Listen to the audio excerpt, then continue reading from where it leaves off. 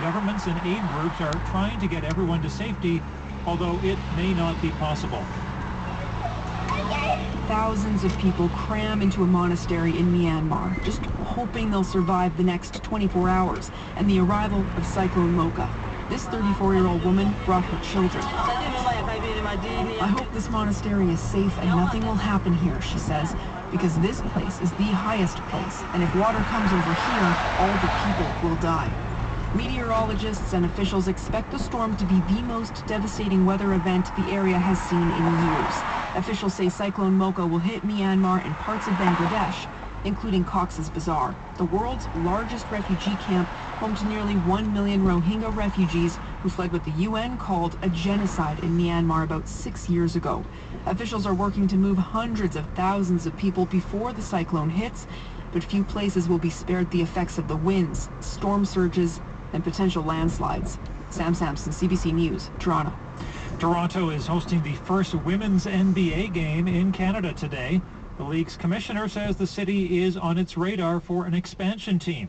CBC's Philip Lee Shannock reports. She knows how to take good shots. Bridget Carlton is expecting to see familiar faces in the stands at Scotiabank Arena in Toronto. Family and friends who haven't seen me play in a long time because obviously there's nowhere for us to play in Canada. The Chatham, Ontario native will be playing for the Minnesota Lynx against the Chicago Sky in the first WNBA game played in Canada.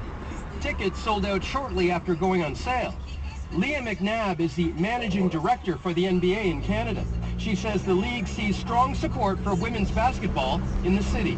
I know there were folks in the market that were surprised, but we certainly were not. We expected the sellout. The league sees the exhibition game as a test of interest in women's basketball. There are plans to expand the league, and Toronto is a good bet to land the first WNBA franchise north of the border. Philip Lee Shannock, CBC News, Toronto. And that is your world this hour. You can listen to us anytime on voice-activated devices such as Amazon Echo or Google Home. For CBC News, I'm Peter Duck.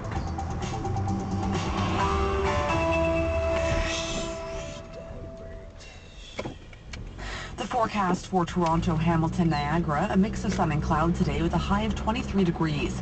UV index 8 or very high. Tonight, clear, a low of 9, and tomorrow, mainly sunny with a high of 20.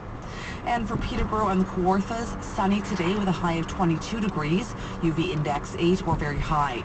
Tonight, clear, a low of +4, and tomorrow, sunny with a high of 20.